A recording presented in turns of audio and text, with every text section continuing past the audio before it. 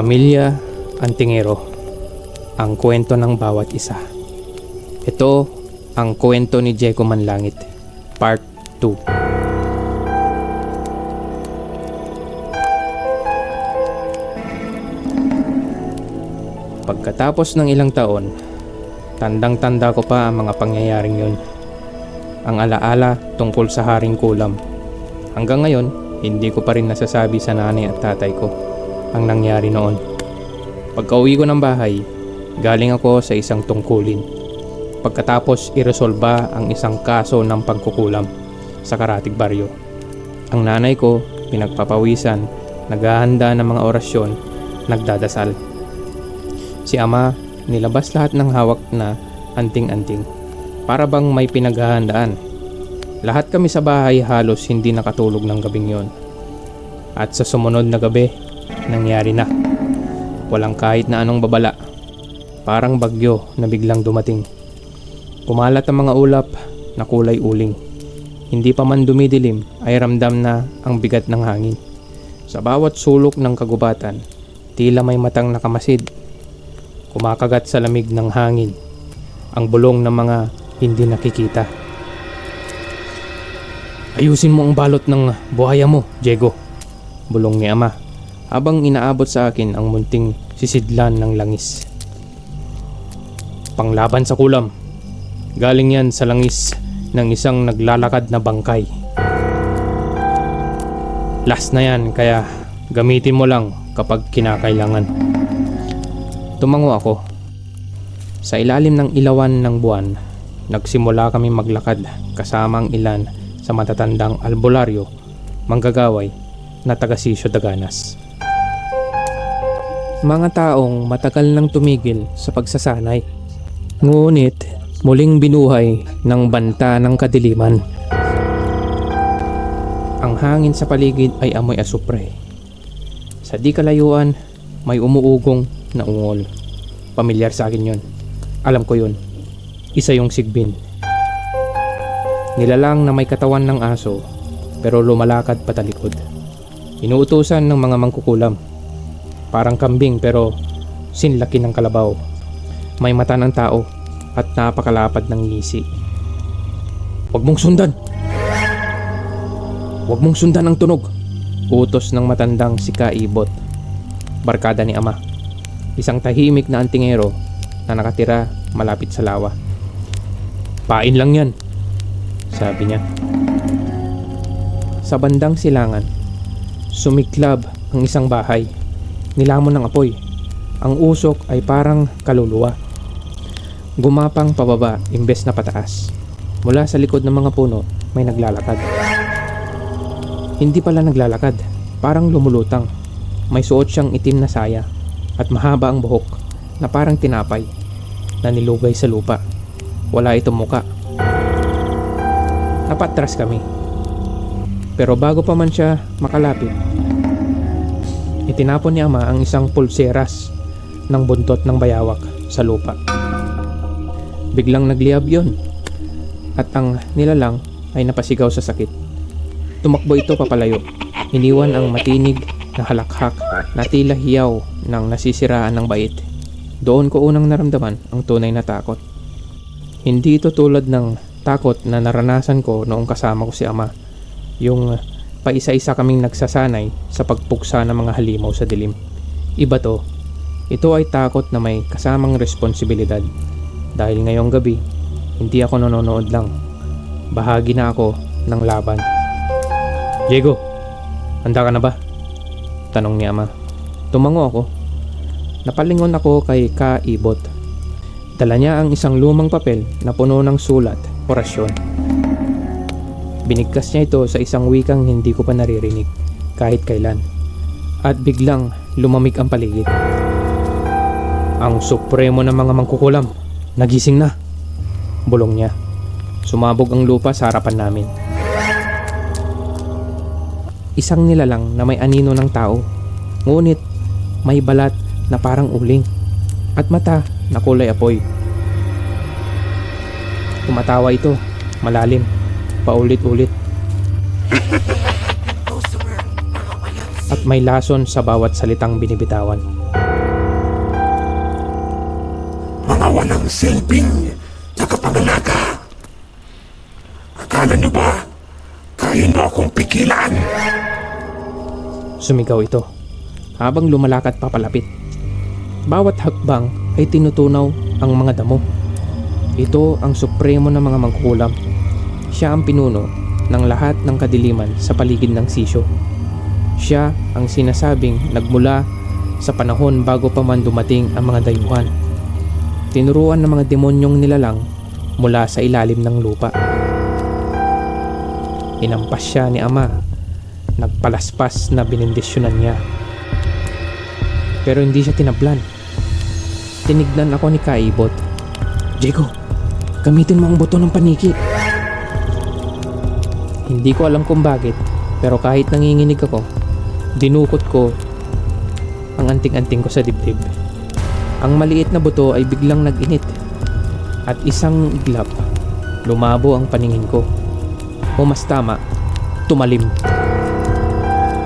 Lahat ng itinatago sa dilim nakita ko. Sa paligid ng Haring Kulam, may mahigit 5 nilalang na umaaligid. Mga pugot na katawan, mga bata na lumulutang at isang babaeng nakatali sa hangin, umiiyak. Hindi yun basta halimaw, mga kaluluwang ginamit ng Haring Kulam bilang proteksyon. Pakinggan mo sila, sabi ni Kaibot. Isinara ko ang aking mga mata at sa pagdikit ng aking palad, narinig ko ang mga bulong. Ilawan mo ang dilim. Gamitin mo ang apoy na hindi nakakasunog. Naramdaman ko ang anting-anting ko sa leeg. Naglalagablab. Bigla akong nakagalaw ng mas mabilis kaysa dati. Hindi ako nakikita ng mga nilalang sa dilim, maging ang Haring Kulam. Lumingon sa ibang direksyon. Sa ilalim ng anting-anting ng buto ng paniki, ako ay naging anino. Dahan-dahan akong lumapit sa isa sa mga kaluluwang bihag. Isang batang babae. Mga 7 lang siguro. Nakapikit pero umiiyak. Nilapat ko ang aking palad. Sabay sabing, malaya na kayo. At sa sandaling yon, lumiwanag ang paligid. Isang liwanag na hindi mula sa apoy o araw, kundi mula sa loob ng kaluluwa. Napaatras ang Supremo. Peste ka! Anak ng babayan! Sigaw niya. Sumigaw si Ama. Ngayon na! Diego! Binasa ko ang orasyon. Ang mga salitang inukit sa papel na ibinigay ni Kaibot. Tapos noon, lumipad sa hangin at ibinalot ang Haring Kulam sa liwanag. Sa isang iglap ng katahimikan, tapos sigaw, matinis, parang humahati sa hangin. Ang Supremo ay biglang nawala. Pero alam naming hindi pa siya napuksa, umatras lang, nagpalakas at siguradong babalik. Huminga ako ng malalim, nanginginig pa rin ang aking mga kamay. Bakit ako ang pinagbasa mo ng orasyon, Ama? Tanong ko kay Ama. Hindi siya sumagot agad. Dahil ikaw lang ang may kakayahang marinig ang tinig ng mga nasa dilim. At saka, anak, nasa sayo ang buto ng paniki, di ba? Sabi niya na medyo nakangisi. At doon ko naramdaman, ngayon palang nagsisimula ang totoong laban. At sa likod ng katahimikan, matapos ang biglang pagkawala ng Supremo, dumaan ang ilang araw na puno ng katahimikan at pag-aalala. Pero alam naming lahat, hindi ito kapayapaan. Isa lang itong buntong hiningang iniwan bago ang tunay na unos.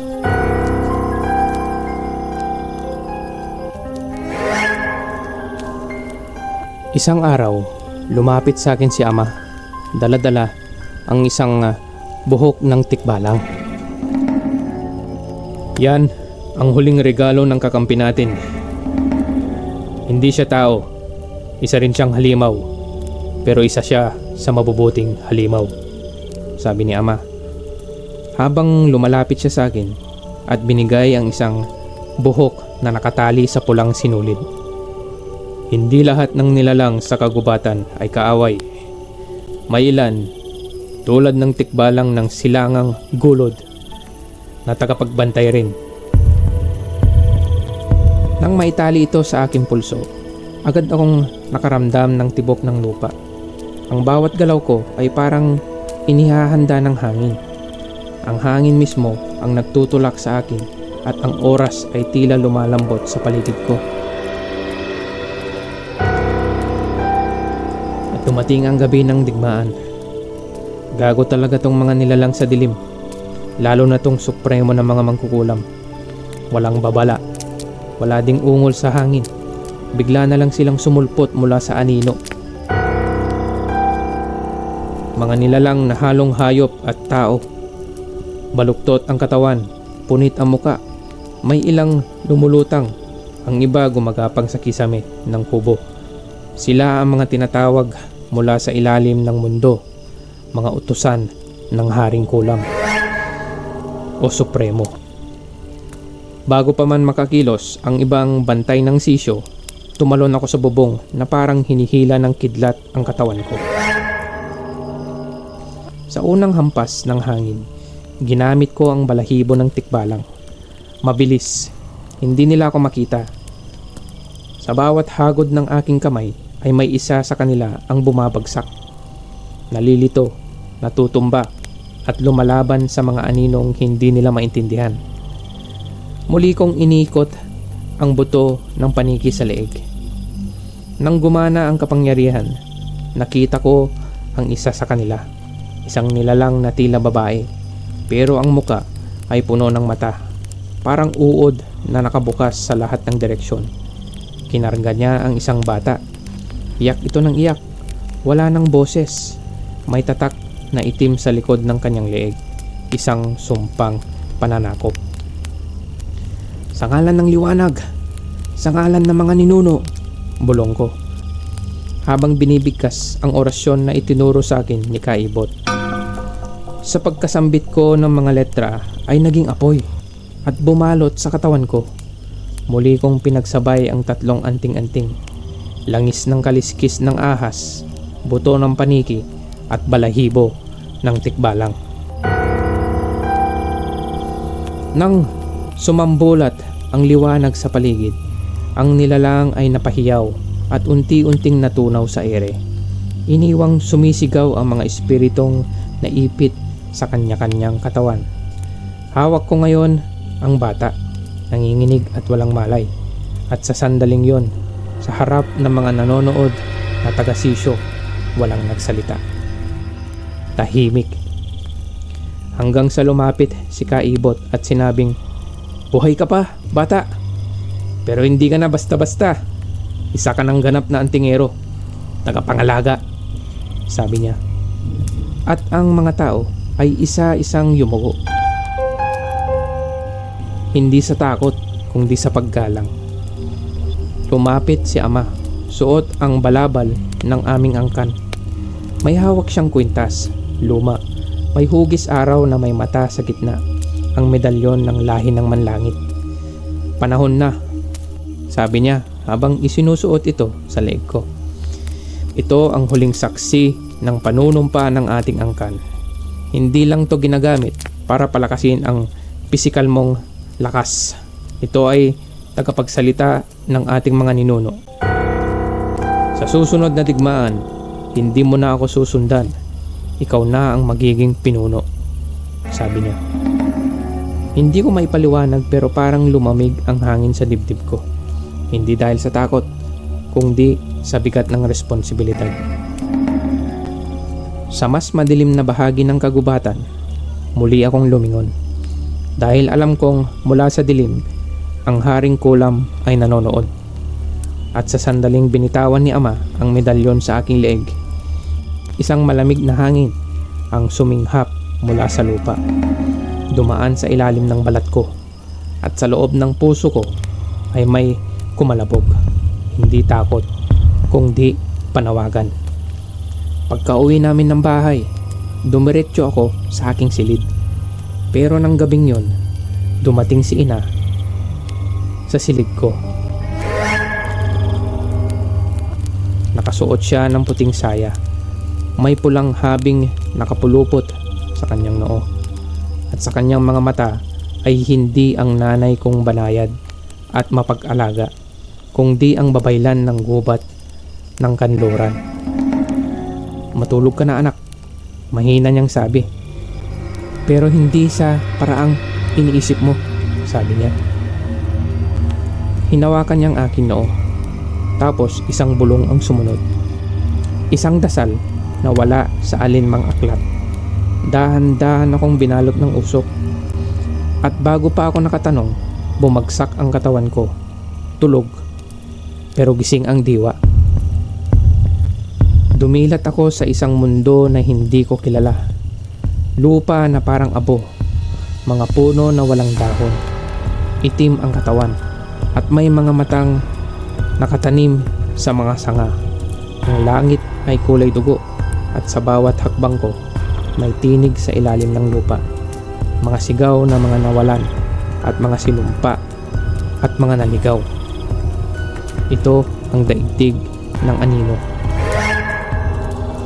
Sa kalagitnaan ng gubat na walang buhay, nandoon siya, ang supremo ng mga mangkukulam. Mas matangkad ngayon, parang higanteng buto na pinilit binuo mula sa abo ng bangkay. Ang mga mata niya ay itim, walang puti, at ang kanyang buhok parang usok na may buhay. Pangahas ka! Manlangit! Anya, ang boses ay parang kampana ng libing. Ang lakas naman ng loob mong pumunta sa mundo ko! Mag-isa! Hindi na ako nagsalita. Dire-diretso ang galaw ko. Itinapat ko ang medalyon sa kanya. Sa sandaling lumiwanag ito, nagsimulang pumutok ang lupa sa ilalim ko. Mula sa bitak, sumulpot ang mga kamay ng mga nakulam at ng mga namatay. Pilit akong hinihila pababa. Pero bago ako tuluyang mahatak, pinigkas ko ang lihim na orasyon ng apoy. Ignis Dei Urer Ni Tenebris Flama Veritatis. Lumitaw ka ngayon. Mula ito sa lihim na orasyon na iniwan ni Ina sa aking isipan bago ako pumasok sa panaginip. Sumiklab ang apoy. Hindi ito ordinaryong apoy, kundi apoy na hindi nasusukat ng init kundi ng liwanag. Ang mga aninong sumusunggab sa akin ay nasunog sa sarili nilang dilim.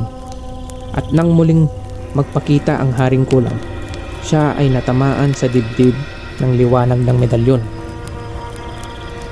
Hindi mo alam ang ginagawa mo, bata! Sigaw niya habang nilalamon ng apoy ang kanyang katawan. Kapag ako nawala, mas masahol ang gigisingin mo! Mas masahol pa sa'yo, sigaw ko. Hindi ko pinili ang maging tagapagmana ng liwanag. Pero kung kailangan kong gawin ito para sa sisyo, para sa pamilya ko, para sa mga inosente, gagawin ko to. Kahit sino pang gigisingin mo sa pagkamatay mo, haharapin ko. Diablo kang animal ka. Bumagsak ang supremo ng mga mangkukulam. Nasunog. Ang kanyang katawan ay naging abo. At mula sa alikabok niya, may sumingaw na usok. Itim na usok na kumawala paitaas. Paitaas sa madugong langit ng panaginip. At sa huling bulong ng kanyang labi, narinig ko ang isang halakhak.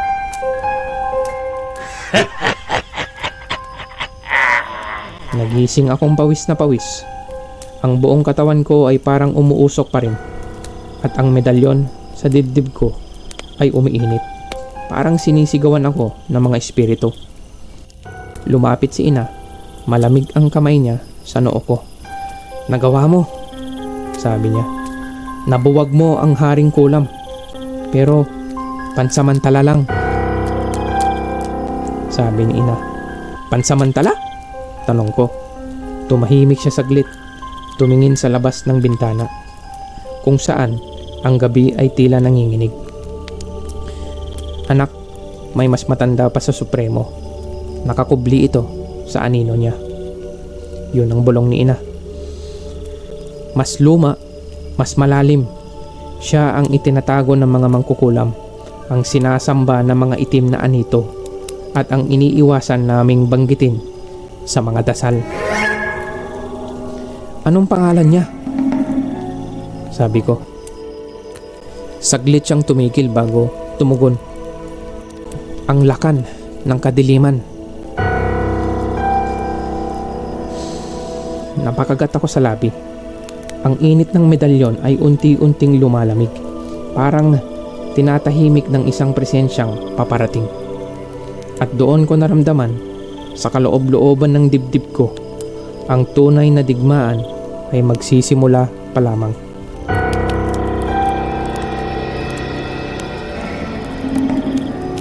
At dito natin wawakasan ang part 2 ng 4 na kabanata ni Diego Manlangit. Isang bahagi ng mas malawak na kwento. Ang pamilya Antingero, ang kwento ng bawat isa. Abangan sa susunod na kabanata, part 3, Diego Manlangit kontra sa lakan ng kadiliman. Kung trip nyo na mga ganitong klaseng kwento, mag-subscribe sa aming YouTube channel. At kung gusto nyo naman itong basahin, pasyal lang kayo sa Facebook page namin, Anonymous Whisperer. Doon namin pinopost lahat ng mga raw materials namin. Kung gusto nyong basahin ng mauna, doon kayo pumasyal. Mag-i-enjoy kayo sa pagbabasa ng mga kwentong tulad nito at marami pa. Maraming salamat sa panonood. Magkita-kita tayo sa susunod na kabanata.